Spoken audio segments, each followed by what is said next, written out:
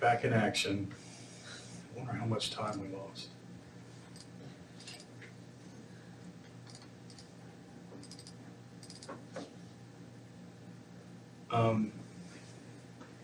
Today's the 13th. It ended at 11:29. No, that one started.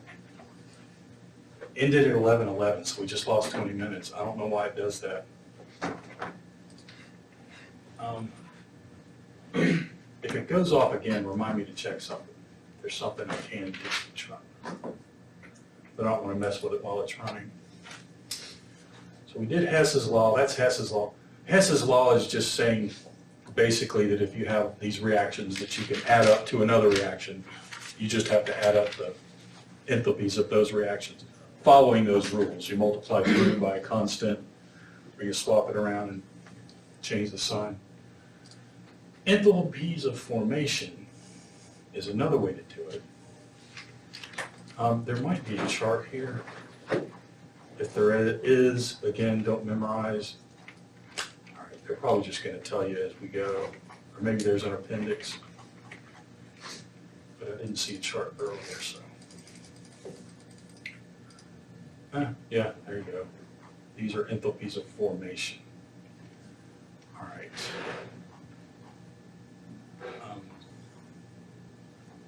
So I'll upload a Word document of that piece of paper I gave you, and I'll upload another one with this chart.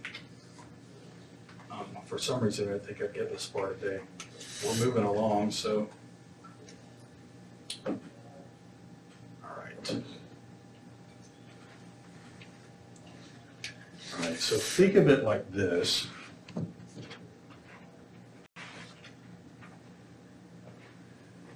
Enthalpies of formation. And these are always written, if you want to see it in a symbol, it's always like this. It does delta H, and then there's a little f, and there's this degree symbol, the naught superscript. So that's just how you write enthalpy of formation. I'm going to go ahead and just write it as 2C plus, and yeah, that's called graphite, 3H2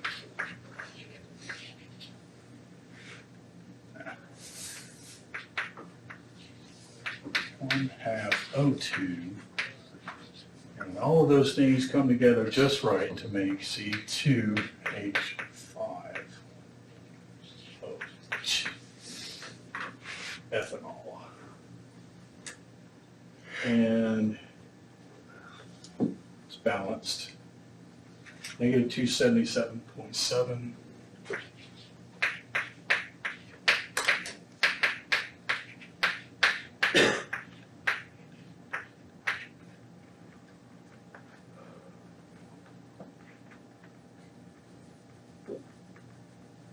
Okay, kind of like when we talked about redox, and I would point at something elemental, and I would go, what's its oxidation number? And y'all would say 0.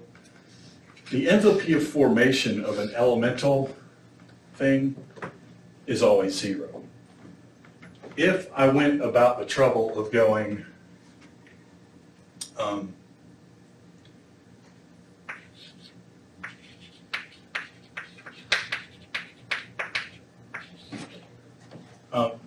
meaning kind of the way we did with bond enthalpies. If I added this one and this one and this one together, since that's elemental, that's elemental, that's elemental, and they're all 0, this would be 0.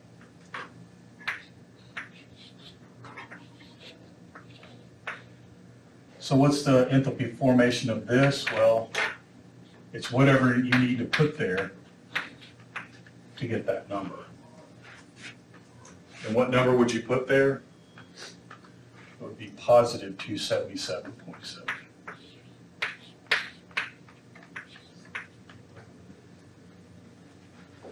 Let me check that chart. See if it's there.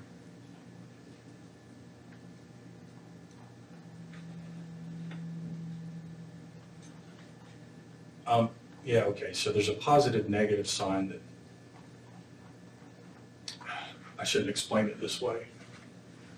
So just think of it as producing this, yeah, forget that, just forget that. That's not as intuitive as I thought it would be. But really the point here is to say that to create that from scratch,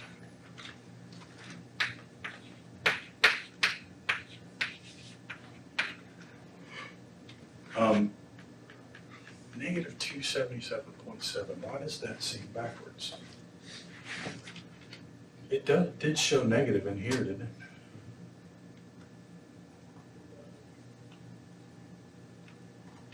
All right. I'm going to assume my brain's just doing something crazy, but okay. But the whole point is these standard states are, it's sort of like if you wanted to go get some O2 to put it into a reaction, you don't have to do anything to it. Standard temperature or pressure, ambient temperature, regular pressure that we all live in, the most standard, the lowest energy state, the most standard way to get oxygen is the way it already exists, that we don't have to do anything to it. O2 is floating around in the air. H2 is floating around in the air. In graphite, graphite, just the elemental form of carbon is called graphite. So you just write it like this. And that's why we say the formation of these costs zero energy, because they just exist like that already. And if you consider that a baseline, then the standard energy of formation for this is just what it took to make this. It doesn't involve these. I'm describing this well, and I still think the negative is wrong, but let me just go forward with how you calculate delta H from this. None of those lose energy. Still think the negative is wrong. I think all of those should be positive, but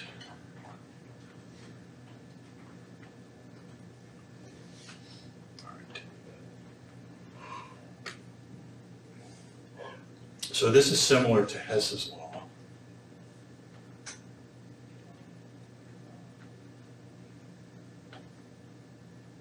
Okay. I don't think I'll ask this on a test.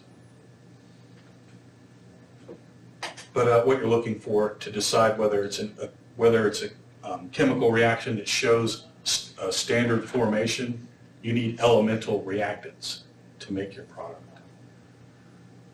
These are elemental, but this is not. If we flip this one around backwards, it would be a standard energy formation, but that's just I want to be able to calculate things.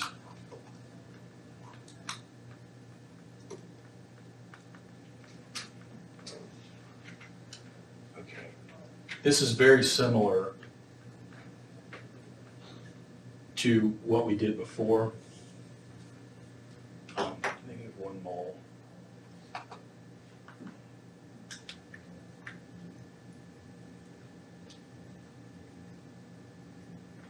3 moles of that. This is freaking me out just enough. But I think maybe I better save it. I want to blame the textbook, but maybe it's me. Let me go back here to calorimetry.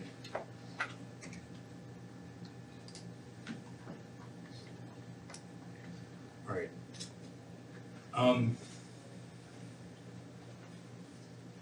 Specific heat, okay. This isn't so much to do with reaction energies, specific heat.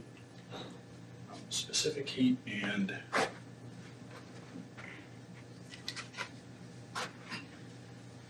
I have to figure out why I'm confused here.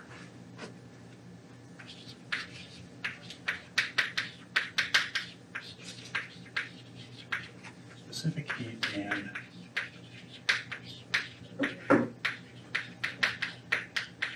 two closely related concepts. And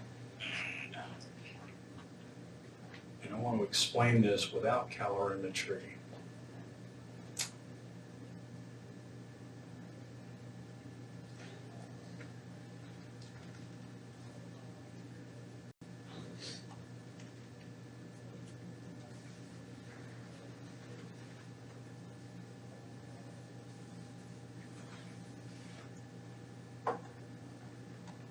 It should give us the standard for water. This is what I'm looking for. 4.184 joules.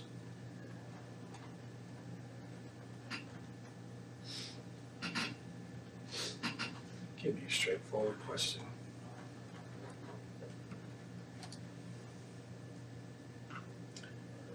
This section, 5.5. These are easier than what we've been doing, so let me just go down here. The exercises. I've got 50 through 56.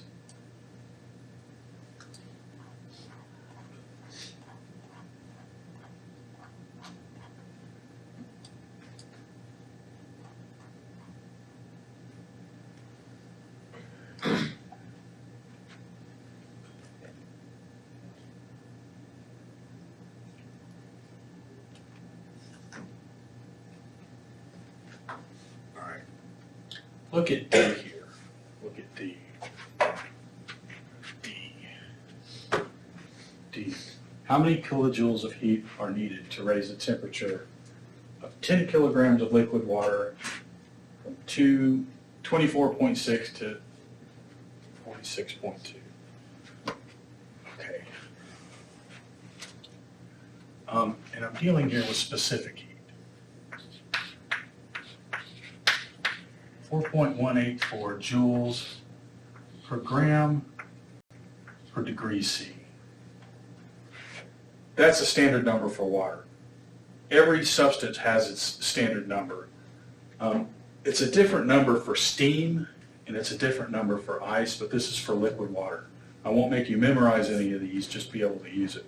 But this is the most standard one there is, water. So if you want to calculate this, 100.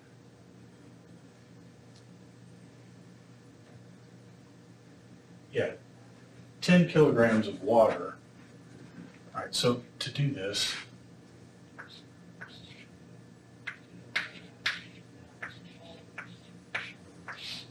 over 1, I've got to turn it into joules, so I've got to go kilojoules to joules. 1 kilojoule. 10, it's not kilojoules, it's kilograms.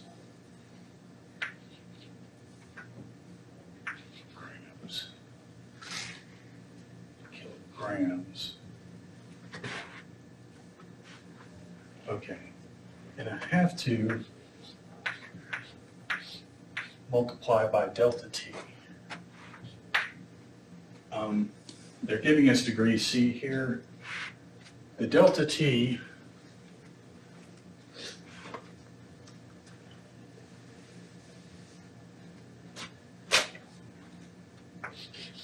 is this.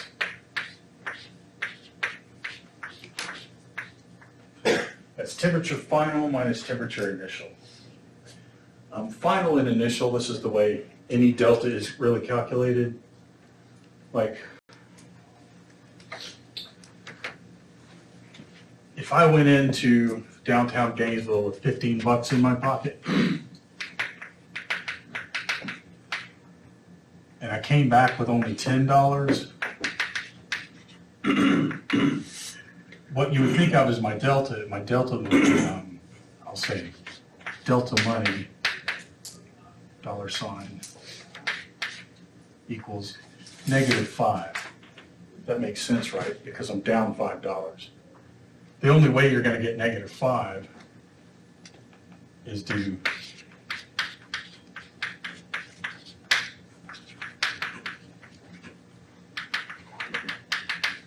initial. That's why it's final minus initial. It's always final minus initial. And if I went into town with 10 bucks and you came back with 15, you would go, oh, you're up $5. So it's +5. And yeah, it would be. If I swap these, I would be at +5. So that's why it's final minus initial. And this tells you liquid from 24.6 to 46.2. So final is 46.2, and initial is 24.6. What do we get? 46.2 minus 24.6, and we get positive 21.6. That's my delta T, that's my change in temperature. So I'm putting that here.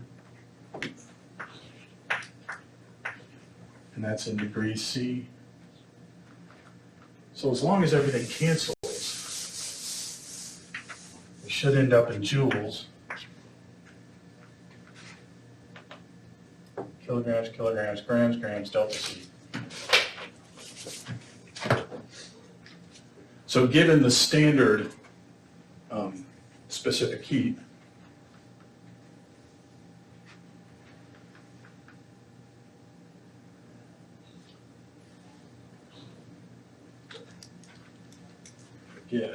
in joules I get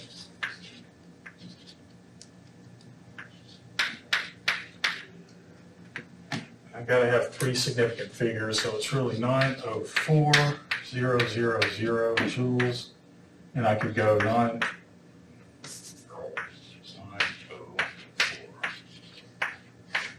And that's just saying that's how much energy to heat 10 kilograms of water from 24.6 to 46.2. You follow that? I feel like I made that sound more complicated than it is. This is a standard number for liquid water. You don't really have to memorize that. I'll give it to you on the test. But let me...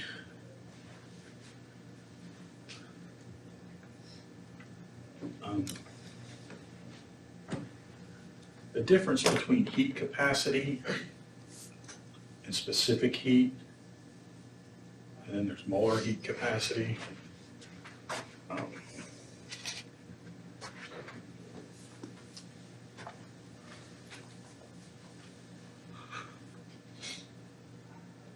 So there's just a subtle difference between these. And this is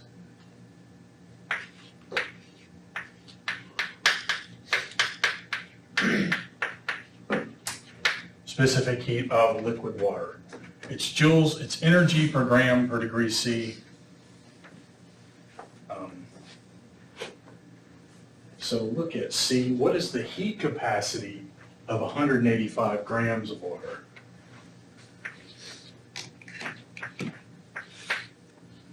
Use that,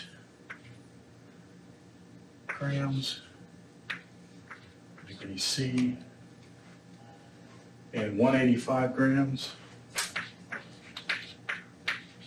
So after you boil in the amount in grams, this turns into joules per degree C. So it's just a subtle difference. You need to have an amount on hand, but if I multiply this through and I do three significant figures, so I got to stop there. Now I'm in joules per degree C. This could also be written, that is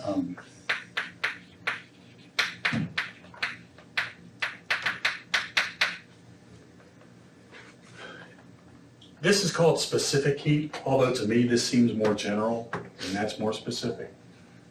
So misnomer in my head, but the heat capacity of 185 grams of liquid water is 774 joules per degree C. So subtle difference between these two. So that's how you would do C. If you want to know the molar heat capacity,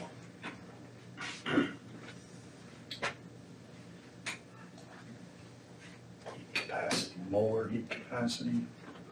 So let me write this over here.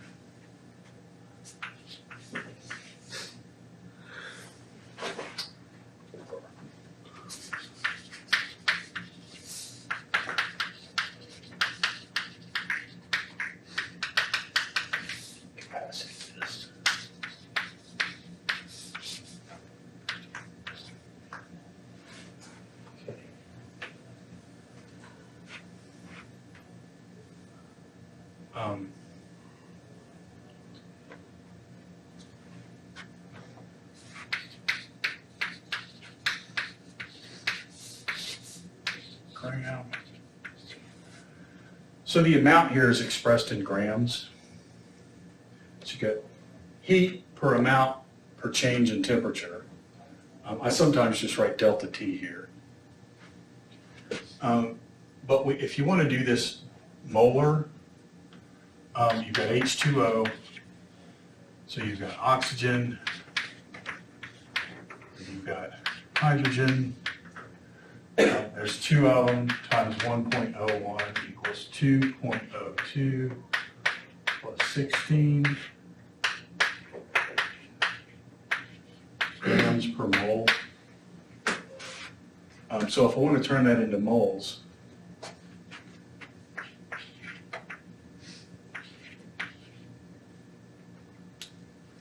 grams, mole, that'll turn that into moles. So the molar heat capacity, and it seems like that should be called the molar specific heat, but science does not reward us with the most straightforward definitions all the time. 4 significant figures. So 4O joules per degree C or delta T. So this is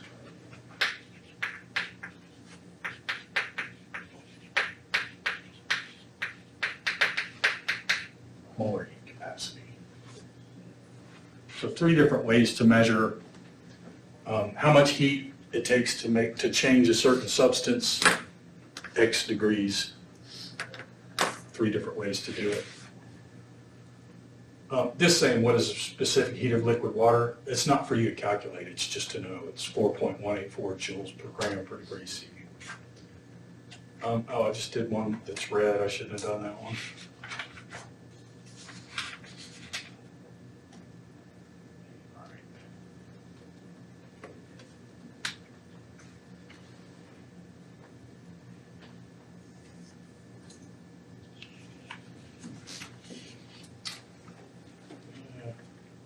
All right, let's look at this table. Going back up to the chapter. So I would give you these on a test. There's the 4.18. 4.184 is a little more precise.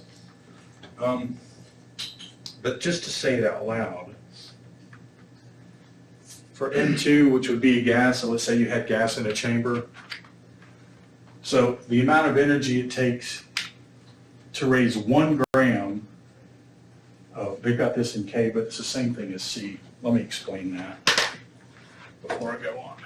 I'm doing this as degree C, and they're saying grams per degree K.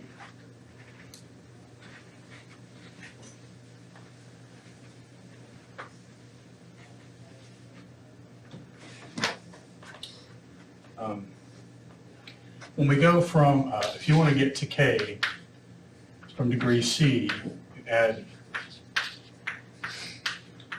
273.15.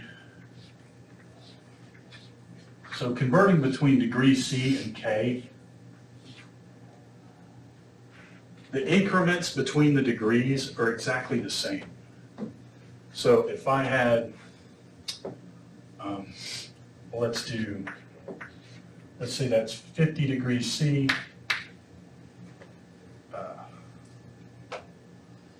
35, 30, 45, 40, 35, 30, and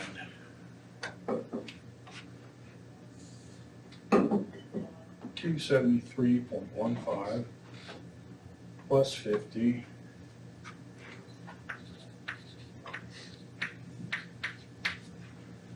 So on this side I've got K, and then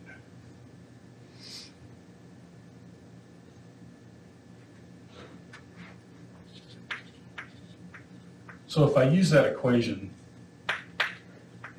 and I have these two, so when you're going joules per gram per degree C, and you've got some number here depending on what substance you're talking about, that C is really it would really be better to say delta T. Because literally you have to do a little math to get that number. But notice, let's say this was initial, let's put final.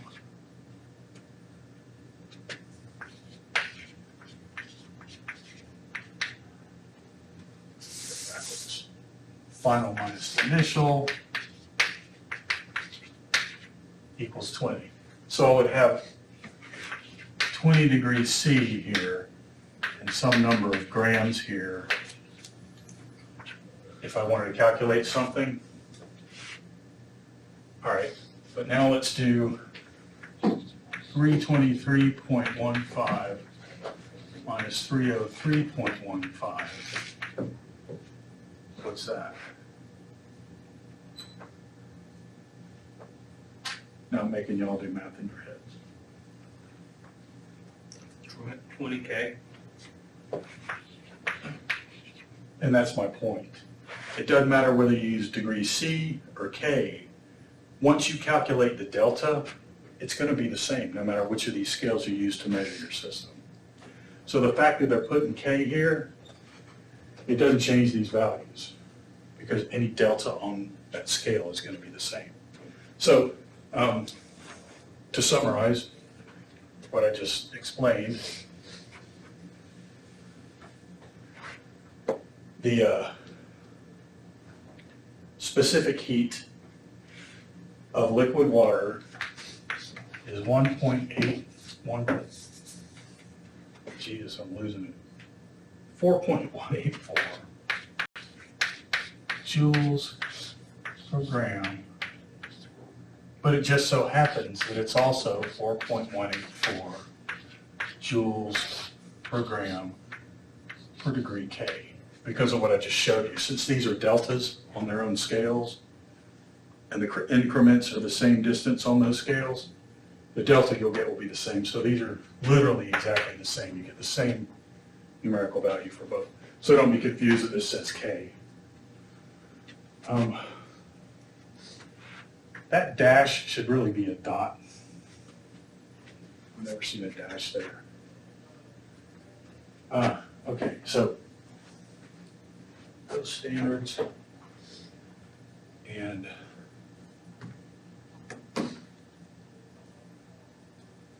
how much heat is needed to warm 250 grams of water from 22 to 98? And we already answered what is the molar heat capacity of water. So let's just do A here. A is really the type of question I would ask you on a test.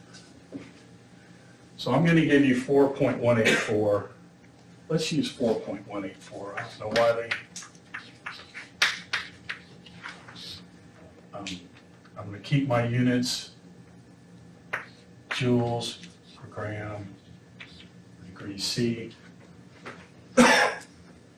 250 grams, 250 grams, let's put it over 1. Okay. Initial is 22, final is 98.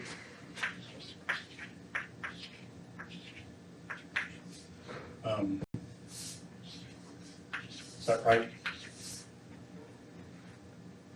If I do math in my head, is that right?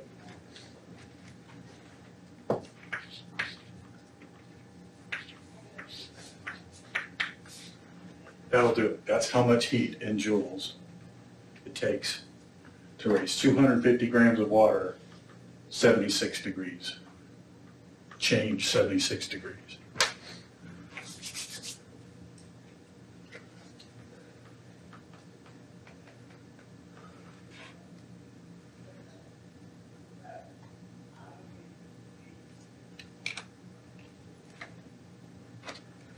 My calculator says, and we're going to end in joules. Two significant figures, so I'm keeping those. And I could say kilojoules. So that's not hard, right? Again, I think I'm making things sound more complicated than they are. Getting confused on standard enthalpies threw me off. I would use the same textbook every semester. I can't find one I really like, so I end up like this. I keep saying I'm going to write my own textbook one day. But to date, I have not. Oh, they used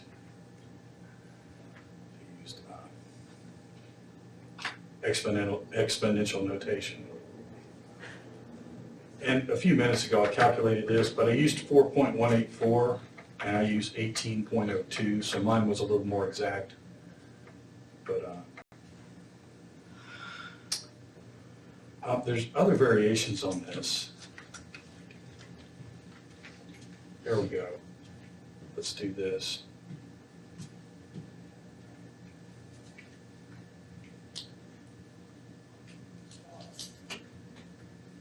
So it says their temperature increases by 12 degrees C. That's actually the delta T. So they're giving us a delta T rather than an initial and a final.